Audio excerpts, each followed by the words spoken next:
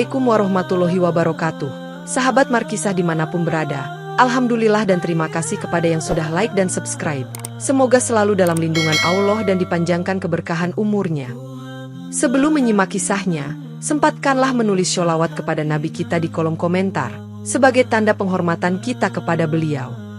Allah berfirman dalam surat Al-Ahzab ayat 56, sesungguhnya Allah dan para malaikatnya bersholawat untuk Nabi. Wahai orang-orang yang beriman, bersholawatlah kamu untuk Nabi, dan ucapkanlah salam dengan penuh penghormatan kepadanya. Gayus, seorang mualaf berusia 45 tahun, setiap pagi bangun sebelum subuh untuk menunaikan sholat tahajud dan dilanjutkan dengan membantu istrinya menyiapkan sarapan. Lalu ia bergegas menuju kantornya sambil menyempatkan diri menyetor sebagian penghasilannya ke rekening tabungan khusus umroh. Di sela kesibukan memeriksa laporan keuangan, ia menyapa para karyawan dengan senyum tipis dan berkata, "Jangan lupa awali pekerjaan dengan basmalah, karena kita mencari keberkahan," sambil menandatangani dokumen yang menumpuk di mejanya. Menjelang siang, Gayus mengunjungi sebuah bank syariah, di mana ia berbincang dengan petugas teller dan memastikan setoran rutin agar saldo tabungannya semakin bertambah dari keuntungan bisnisnya. Saat mengantar anaknya ke sekolah agama, ia berhenti di halaman masjid terdekat untuk melaksanakan sholat zuhur, lalu sempat berdiskusi singkat dengan seorang ustaz tentang pentingnya menjaga kehalalan rezeki. Ustaz tersebut menegaskan, harta yang diperoleh dengan cara curang akan berujung nestapa, sambil menepuk pundak Gayus pelan, lalu mendoakannya agar tetap di jalan yang benar. Sore hari, sebelum pulang ke rumah, Gayus menyempatkan diri singgah di sebuah warung kecil untuk membeli makanan berbuka dan menyapa beberapa tetangga yang tak sengaja ditemui di jalan. Ketika sampai di rumah, ia mencatat kembali setiap pemasukan dan pengeluaran di buku akuntansi pribadinya, lalu menandai target tabungan umroh yang ingin ia capai dalam waktu dekat. Seusai makan malam, Gayus duduk di ruang tamu bersama istri dan anaknya, membahas rencana umroh sambil menonton tayangan siraman rohani di televisi, tanpa menunjukkan raut wajah gelisah sedikit pun. Istrinya menasihati, "Kita harus banyak bersyukur dan membantu orang lain, Mas." Lalu menceritakan tentang beberapa saudara yang kesulitan biaya pengobatan, sementara Gayus hanya mengangguk dan sesekali menatap catatan keuangannya. Menjelang tidur, ia menunaikan sholat Isya di kamar, meletakkan catatan bisnis di meja samping, lalu memejamkan mata dengan tenang tanpa memikirkan masalah apapun selain rencana umroh yang makin dekat. Keesokan harinya, sepulang dari kantor, Gayus berkunjung ke sebuah masjid untuk mengikuti ceramah yang dibawakan oleh Kiai Rahman, di mana ia duduk di syaf terdepan dengan sikap hormat. Kiai Rahman bercerita tentang bahaya tipu daya dunia, kemudian menekankan, "Jika engkau memakan harta yang bukan hakmu, sesungguhnya engkau tengah menyiapkan bara api untuk membakar dirimu sendiri," yang membuat beberapa jamaah saling berpandangan.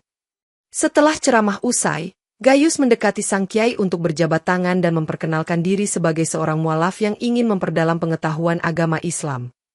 Dalam percakapan singkat, Kiai Rahman bertanya, "Bagaimana kabar bisnismu, Ananda?" Sambil menatap mata Gayus, namun Gayus hanya tersenyum dan menjawab, "Alhamdulillah, semuanya lancar." Kiai Rahman lalu menasihati tentang kejujuran dalam berdagang, menyatakan bahwa rezeki yang diperoleh dengan menzolimi orang lain akan mengundang murka Allah, sementara Gayus menanggapi dengan anggukan pelan tanpa banyak bicara. Menjelang maghrib, ketika para jamaah bersiap untuk sholat, Gayus menyadari banyak orang yang menghampiri Kiai Rahman untuk meminta nasihat, dan ia pun menunggu di sisi mimbar untuk mendapatkan giliran bertanya lebih lanjut. Saat kesempatan tiba, Gayus memanfaatkan momen itu untuk membahas rencana umrohnya dan bertanya mengenai doa-doa khusus agar semua urusannya dipermudah. Kiai Rahman meletakkan tangan di bahu Gayus dan berkata, "Luruskan niat, jauhi praktik bisnis yang mencurigakan, dan serahkan semuanya kepada Allah," lalu meminta Gayus untuk bertemu lagi esok hari. Gayus menyetujui undangan tersebut dengan menatap jam tangannya, lalu mempercepat langkah menuju tempat wudhu, sementara panggilan azan mulai berkumandang keras. Seusai sholat berjamaah, ia pulang dengan pikiran yang dipenuhi rencana bertemu Kiai Rahman, membawa segudang pertanyaan mengenai bisnis dan konsep harta halal yang terus berkecamuk di sekelilingnya. Gayus memulai pagi dengan menandatangani kontrak besar bersama investor luar negeri, lalu mengumumkan kepada timnya bahwa perusahaan sedang meraih keuntungan yang melampaui target bulanan. Di ruang rapat, para mitra kerja menyalami Gayus sambil berkata, "Selamat Pak, ini pencapaian luar biasa," sedangkan Gayus menanggapi dengan santun bahwa semua berkat kerja keras bersama. Di balik kesuksesan itu, sejumlah orang mulai mengeluh sulitnya menarik keuntungan dari investasi yang ditawarkan Gayus, namun tim marketing meyakinkan bahwa keterlambatan hanya bersifat sementara. Seorang karyawan bernama Ilham memberanikan diri berkata, "Pak, banyak nasabah menanyakan kepastian pencairan dana mereka." Lalu Gayus menjawab dengan cepat, "Pastikan mereka tetap sabar, segala proses sedang berjalan." Petang harinya, Gayus menerima telepon dari rekan bisnis yang mendesak menagih janji keuntungan lebih. Tetapi Gayus malah menanggapi dengan suara lembut. "Percayalah pada saya, semua aman, kita sudah atur skema bagi hasil." Di meja kerja, Gayus menemukan laporan keuangan yang menunjukkan ketidakseimbangan dana, lalu menegur staf akuntansi agar mereka merapikan catatan dan menutup rapat informasi bahwa ada kekurangan kas. Saat makan malam bersama keluarganya, Gayus bercerita singkat tentang bisnis yang terus berkembang, sementara istrinya hanya diam dan bertanya perlahan, apakah semuanya sudah sesuai syariat. Gayus langsung mengalihkan topik pembicaraan dengan menyebutkan rencana umroh, lalu menegaskan, "Insya Allah, semua lancar, kita harus segera mempersiapkan dokumen yang dibutuhkan." Di tengah suasana itu, ponsel Gayus berdering beberapa kali, menampilkan nomor-nomor tak dikenal, tetapi ia memilih untuk tidak mengangkatnya sambil berkata, "Nanti saja, saya sedang ingin fokus pada keluarga."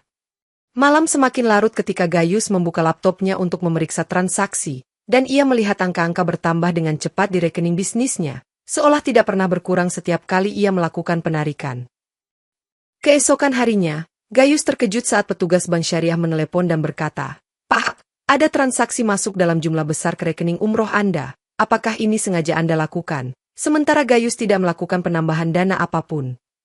Dengan gugup, ia menjawab, "Oh, mungkin dari beberapa rekan yang ingin ikut menabung bersama." Kemudian menutup telepon dan berpikir untuk segera memeriksa mutasi rekeningnya. Setelah tiba di bank, Gayus duduk di hadapan petugas customer service yang menunjukkan laporan setoran misterius. Lalu ia sekilas mengoceh bahwa semua itu disumbang oleh para investor. Petugas bank menatap layar komputer sambil berkata, "Tertulis di sini sumber dananya tidak jelas. Kami cuma ingin memastikan tidak ada unsur ilegal." Namun Gayus hanya menggeleng dan meyakinkan petugas itu bahwa semuanya aman. Saat keluar dari bank, beberapa nasabah yang pernah berinvestasi dengannya menyapa Gayus dan menanyakan kapan dana mereka bisa dicairkan. Sementara Gayus menjawab singkat, "Segera, tunggu kabar dari saya." Di parkiran, Gayus menerima telepon dari salah satu klien VIP yang menuntut pencairan cepat. Namun ia berkilah bahwa proses administrasi sedang berlangsung dan memerlukan waktu tambahan. Sore harinya, ketika sedang menyusun laporan di kantor, Gayus kembali melihat saldo tabungan umrohnya meningkat tanpa ada transaksi resmi, sehingga ia menutup layar komputernya dengan tergesa-gesa. Beberapa staf yang lewat sempat melihat raut wajah Gayus yang tegang, dan seorang di antaranya bergumam, "Ada apa ya, Pak Gayus kok kelihatan buru-buru sekali," sebelum mereka melanjutkan pekerjaan masing-masing. Di jalan pulang, Gayus berhenti di pinggir trotoar untuk merenung sejenak sambil memegang ponselnya, lalu memutuskan menghubungi seorang kenalan di lembaga keuangan untuk mencari penjelasan atas transaksi mencurigakan itu. Orang di ujung telepon itu malah menolak memberikan informasi detail dan berpesan, "Hati-hati Pak, aliran dana seperti ini berpotensi menimbulkan masalah besar." Sebelum sambungan terputus begitu saja. Malam itu, Gayus tertidur di sofa ruang tamu dengan televisi menyala. Kemudian ia memimpikan sosok berjubah putih dengan wajah tertutup kabut kelabu yang berbisik, "Harta ini bukan milikmu," hingga terdengar berulang kali. Ketika ia terbangun dengan napas tersengal, jam dinding menunjukkan pukul 2 pagi. Lalu ia beranjak mengambil air wudhu untuk menenangkan diri dengan menunaikan sholat tahajud. Usai sholat, Gayus kembali didatangi mimpi serupa ketika mencoba tidur lagi, membuatnya terlonjak kaget dan hampir berteriak, "Siapa kamu? Kenapa terus datang padaku?" Meski tak mendapat jawaban apapun. Pagi harinya, saat Gayus bersiap berangkat ke kantor, istrinya bertanya, "Kenapa Mas tampak pucat? Apa semalam susah tidur?" Sedangkan Gayus hanya mengangkat bahu dan menjawab singkat, "Sedikit mimpi buruk." Di kantor, ia tidak bisa fokus bekerja karena bayangan sosok berjubah putih terus terlintas, sementara staf akuntansi memberikan laporan bahwa keuntungan perusahaan naik drastis tanpa sebab yang jelas. Gayus menggelar rapat dadakan dan berkata pada rekan bisnisnya, "Kita perlu audit internal. Saya tidak ingin ada kesalahan dalam pembukuan." Tetapi beberapa orang menatapnya dengan bingung dan bertanya-tanya. Pada istirahat siang, ia memeriksakan diri ke seorang dokter karena merasakan sensasi nyeri tajam di telapak tangannya. Namun dokter tidak menemukan masalah fisik dan menyarankan untuk beristirahat lebih.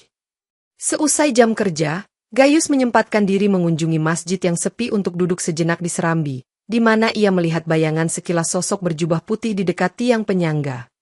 Ia berusaha memanggil, "Hei, siapa kamu?" Tetapi tidak ada siapapun di sana, membuat Gaius terduduk lemah sambil merapikan baju kerjanya yang basah oleh keringat dingin. Menjelang malam, ia menolak ajakan rapat lanjutan dan memilih pulang lebih cepat, dengan alasan ingin mengistirahatkan diri, sedangkan di kepalanya terus terngiang kata-kata peringatan tentang harta haram. Di tengah kegelisahan yang semakin menjadi, Gaius memantapkan niat untuk mempercepat rencana umroh, lalu berdiskusi dengan istrinya di ruang keluarga sambil menunjukkan jadwal keberangkatan dari biro travel. Istrinya menyambut baik rencana tersebut dengan menimpali, "Kalau sudah mantap, kita siapkan saja semuanya. Semoga perjalanan ini menjadi berkah," meski ada sedikit nada khawatir di suaranya.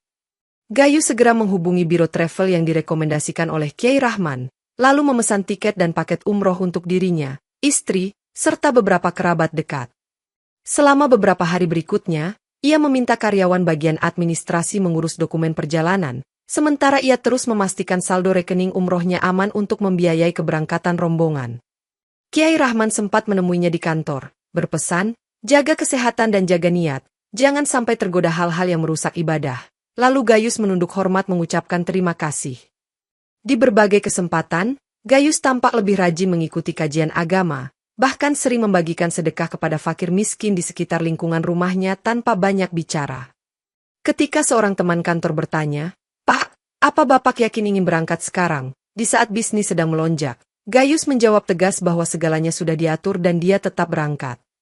Sehari sebelum jadwal penerbangan, Gaius mengadakan acara pengajian kecil di rumahnya, mengundang tetangga dan sanak saudara untuk mendoakan kelancaran perjalanan umroh. Dalam pengajian tersebut, Ustaz yang memimpin doa menuturkan, "Semoga yang berangkat diberi kemudahan, dan semua urusan dikuatkan." Sementara Gaius menutup mata rapat, menengadahkan tangan meminta ridho Allah.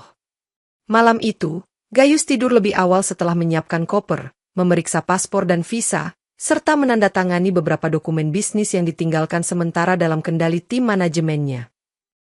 Gaius dan rombongan tiba di Bandara King Abdulaziz, Jeddah, lalu langsung melanjutkan perjalanan menuju Makkah dengan bus yang disediakan biro travel, di mana sepanjang perjalanan mereka membaca talbiyah. Setibanya di Makkah, rombongan disambut cahaya kota yang semarak, sementara Gaius berkata, "Alhamdulillah, akhirnya kita sampai," seraya menatap menara jam kerajaan yang menjulang. Mereka lalu check-in di hotel yang tak jauh dari Masjidil Haram, menaruh barang bawaan, dan bergegas menuju Ka'bah untuk melaksanakan umroh, meski perjalanan udara cukup melelahkan.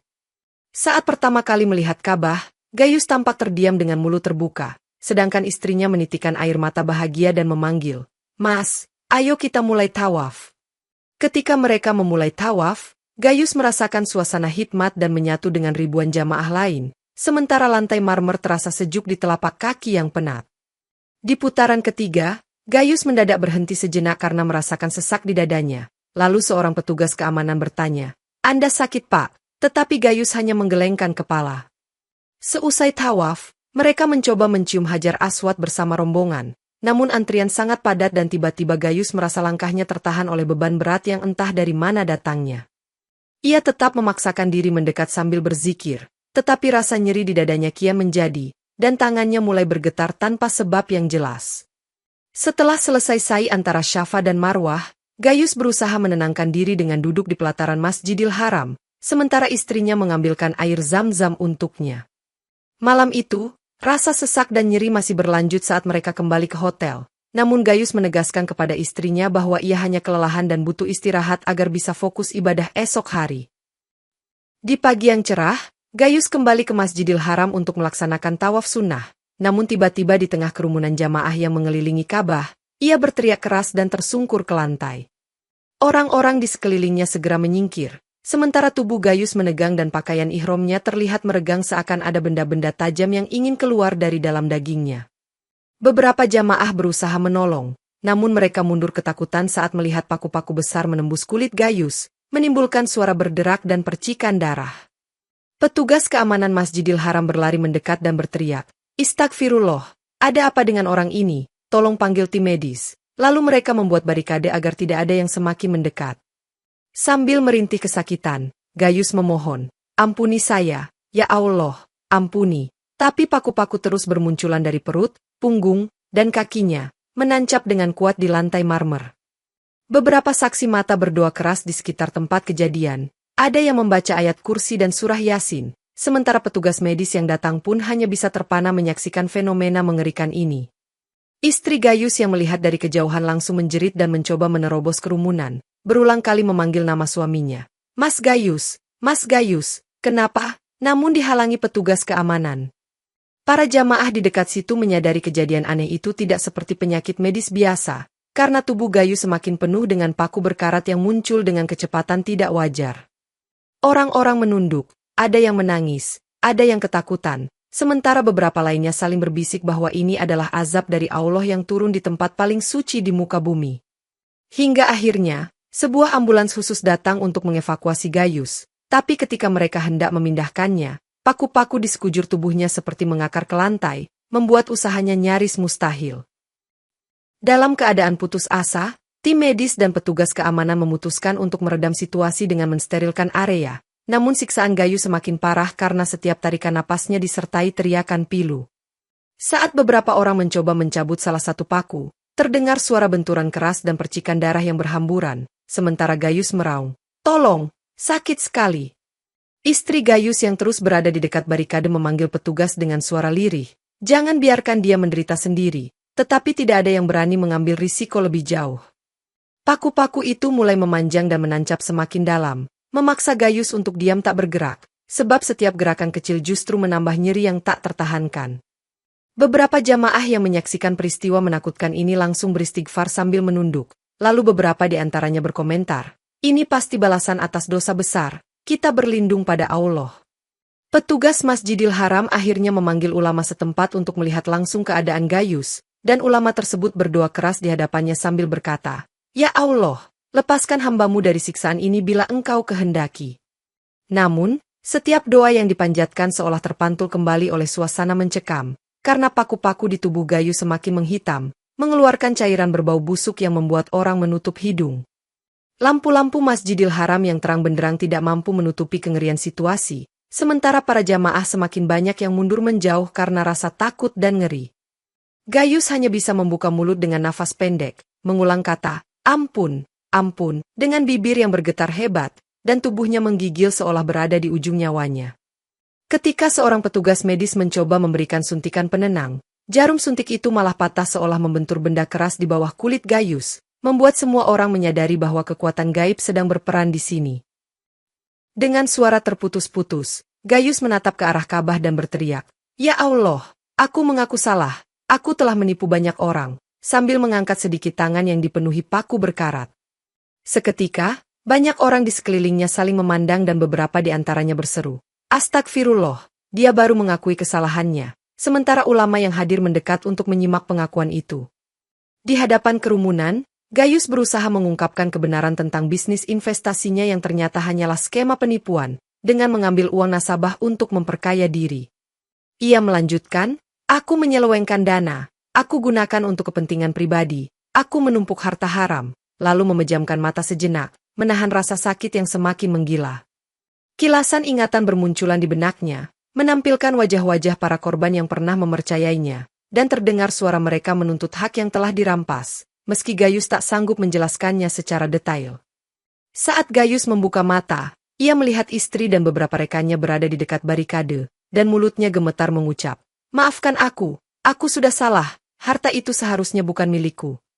Seorang ulama lalu berkata, "Jika benar engkau menipu mereka, bertobatlah sebelum ajal menjemput," sambil memberikan isyarat kepada petugas keamanan bahwa Gayus sedang membuat pengakuan penting.